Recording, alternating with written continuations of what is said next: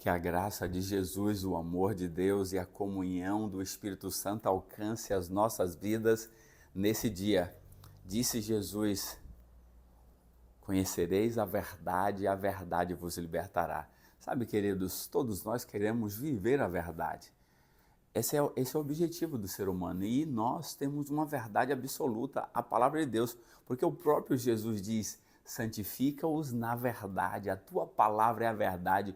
João 17, verso 17. Então nós precisamos viver essa verdade para que ela nos santifique. Santificar é separar do conceito errado que o mundo tem pregado. É a verdade da palavra de Deus nos faz isso. E nós vamos conversar sobre um assunto de extrema importância e que há uma discussão entre os cristãos, entre as igrejas. E quando a gente vai para a Bíblia, a gente percebe que esse é um assunto fácil de compreender. Existem muitos assuntos na Bíblia difíceis de entender, mas esse é muito fácil. Por quê? Porque a Bíblia só vai trazer, em toda ela, desde Gênesis até Apocalipse, só vai trazer esse assunto de forma clara. Então, é muito coerente para mim e para você, então, seguir esses ensinamentos bíblicos. E nós vamos aprender sobre esse assunto hoje.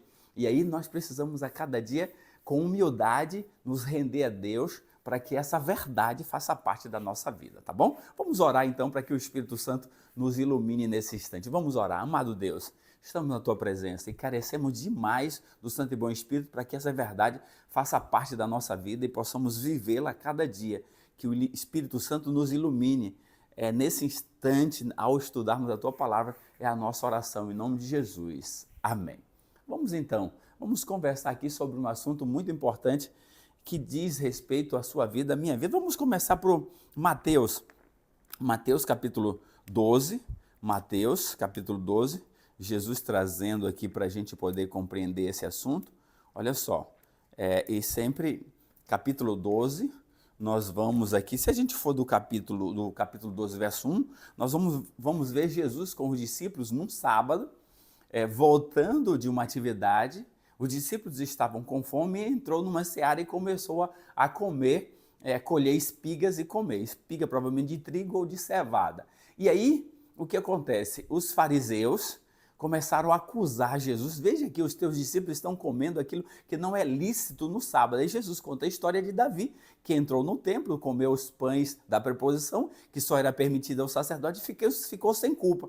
Aí Jesus chega no verso 8, ele diz assim, isso vai repetir em Marcos, em Mateus, ok? E aí no verso 8 Jesus diz assim, porque o Filho do Homem é Senhor do sábado. Jesus está dizendo, filho, eu sou o dono do sábado. Fica claro, Senhor é o dono. Então os judeus, os fariseus, estavam querendo ensinar ao dono do sábado a forma correta de obedecer ou de guardar o sábado. Olha que pretensão. Então aqui a gente já começa a entender que Jesus foi taxativo dizendo para ele, eu, o Senhor, o Filho do Homem, sou o dono do sábado. Então, se Jesus é o dono do sábado, eu já começo a entender que ele é o meu modelo, ele deve ser alguém que eu devo seguir e fazer aquilo que ele fazia. Aí, em seguida, no verso 9, nós temos aqui uma história interessante que as pessoas utilizam. Olha o que Jesus diz. Tendo Jesus partido dali, entrou na sinagoga deles. Achava-se ali um homem que tinha uma das mãos ressequidas. E eles, então, com o intuito de acusá-lo, perguntaram a Jesus, é lícito curar no sábado? Olha que coisa. É lícito perguntar a Jesus. Jesus era o dono. Agora eles perguntam, é lícito, é correto curar no sábado? Ao que ele respondeu, qual dentre vós, Jesus respondeu, qual dentre vós será o homem que tendo uma ovelha e num sábado esta cair numa cova, não fará todo esforço para tirá-lo dali? Olha o que Jesus disse, olha o que Jesus, é lícito, aí Jesus vai.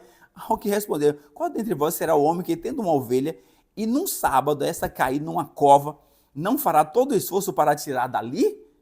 Lógico, e eles faziam isso, ou seja, os animais, para o judeu, ele era importante por conta da questão financeira. Então, quando um animal caía num buraco e podia morrer e era sábado, eles iam resgatar. Por quê? Porque eles não queriam ter prejuízo financeiro. E aí Jesus, então, diz assim, verso 12, ora, quanto mais vale um homem do que uma ovelha, logo é lícito ou é correto no sábado fazer o bem Então o sábado é feito, foi criado para que eu e você possamos fazer o bem. Aqui está. Então disse ao homem, estende a mão. Estendeu-a e ela ficou sã como a outra. Retirando-se, porém, os fariseus conspiraram contra ele, sobre como lhe tiraria a vida. Pronto. Então agora Jesus estava como se fosse afrontando esses religiosos. E eles então agora fazem ali uma discussão entre eles, o que fazer para tirar a vida de Jesus. Eles fazem então uma reunião, o que fazer para tirar a vida de Jesus. Por quê? Porque Jesus era uma ameaça para eles. Olha só, Jesus é o dono do sábado, está ensinando a forma certa, e aí ao curar esse homem da mão ressequida, eles agora começam a tramar para tirar a vida de Jesus. Por quê? Porque eles estavam considerando que Jesus estava transgredindo o sábado deles, quando Jesus disse que ele era o dono. E aí nós vamos continuar vendo mais alguma coisa aqui para a gente poder perceber. Olha, vem comigo agora aqui em Lucas capítulo 13, para a gente poder compreender sobre esse assunto. Sabe, queridos, vários assuntos, como eu disse no início, são difíceis, mas com relação ao sábado, não. A Bíblia toda vai trazer esse assunto, é muito claro. Não existe outro dia, não é segunda, não é terça, não é quarta, não é quinta, não é sexta, não é o primeiro dia, não é domingo, não. É o sábado, o único dia que tem nome na Bíblia. Aí, no capítulo 13, verso 10, nós temos outra historinha. Ora, ensinava Jesus no sábado numa da sinagoga. Pronto, Jesus utilizou muito do seu tempo para ensinar. E ele ia à igreja, à sinagoga, no sábado para ensinar as pessoas. Olha que coisa interessante. Então, o sábado é um dia de ensino e aprendizado. É Deus nos ensinando e nós aprendendo com a sua palavra. Aí, veio ali um homem, veio ali uma mulher possessa de um espírito de enfermidade, havia 18 anos. Andava ela encurvada e de modo algum podia endireitar-se. Vendo-a, Jesus chamou-a e disse, mulher, está livre da tua enfermidade. E impondo-lhe as mãos, imediatamente se endireitou e dava glória a Deus. Ou seja, a mulher estava na sinagoga e ela não pediu para ser curada, mas Jesus, pela sua compaixão, chama e a cura, liberta daquela doença de 28 anos. Agora veja só a reação do chefe da sinagoga. O chefe da sinagoga, indignando de ver que Jesus curava no sábado, disse à multidão, 6 dias há que se deve trabalhar, vinde pois nesses dias para seres curados e não no sábado. Ou seja, eles não admitiam que o sábado era um dia para fazer o bem, para curar, quando Jesus tinha dito que ele é o dono do sábado. Ele sabe a forma correta e ele estava curando.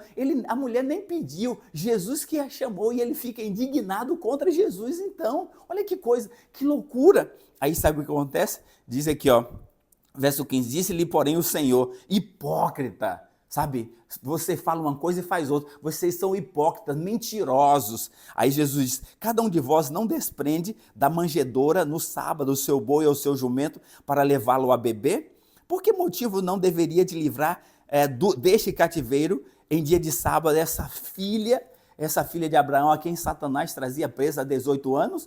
Tendo ele dito essas palavras, todos os seus adversários se envergonharam. Entretanto, o povo se alegrava por todos os gloriosos feitos que Jesus realizava. Aqui está. Olha só, você percebe, e eu e você precisamos perceber, olha o contraste. Jesus tem compaixão, chama a mulher no dia de sábado e liberta. Aquele chefe da sinagoga fica indignado contra Jesus e contra as pessoas, de que era só no sábado, não podia. Jesus então agora responde para ele, hipócrita, vocês são mentirosos, vocês quando cai um boi ou qualquer coisa num buraco, você vai resgatar, e eu não podia libertar essa filha de Abraão que estava presa há 18 anos? Então Jesus traz de forma clara isso aqui. Aí se a gente for para o capítulo 14, uma outra história, verso que é bem interessante, verso 1 até o 6, diz assim, aconteceu que ao entrar ele num sábado,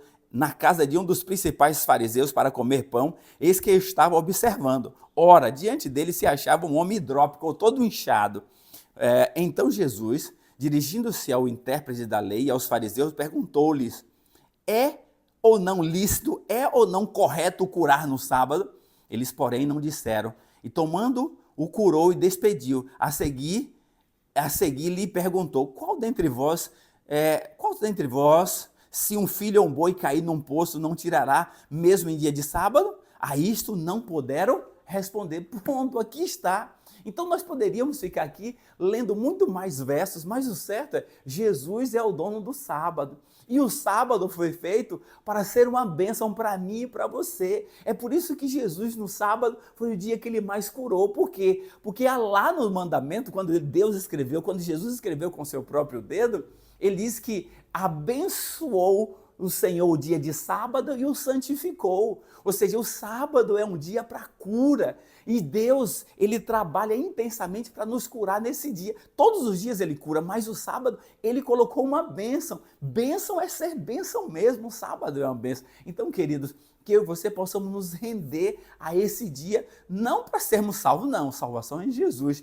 Mas o sábado é uma demonstração de que nós o amamos, porque Jesus diz assim, se me amais, guardareis os meus mandamentos. Aí eu quero terminar contando para você aqui uma ilustração para você pensar. Imagine que quando chegarmos, Jesus volta e a gente chega diante dele para o julgamento. Aí, lá no julgamento, imagine assim, que Jesus vai chegar para mim, Jair, e dizer, Jair, meu filho, muito bem, parabéns, você obedeceu o sábado, mas, olha, não precisava, porque eu havia substituído o sábado, mas valeu, não tem problema. Ou seja, o sábado eu desfruto da alegria da minha família, da igreja, ok, mas não tinha problema. Mas imagine que lá, quando Jesus chegar no julgamento, diz, filhos, o sábado foi eu que escrevi, é um dos mandamentos, era para ser obedecido, e por que vocês não obedeceram? Vocês foram transgressores e por isso vocês vão perder o gozo, a alegria de estar comigo. Você percebe isso?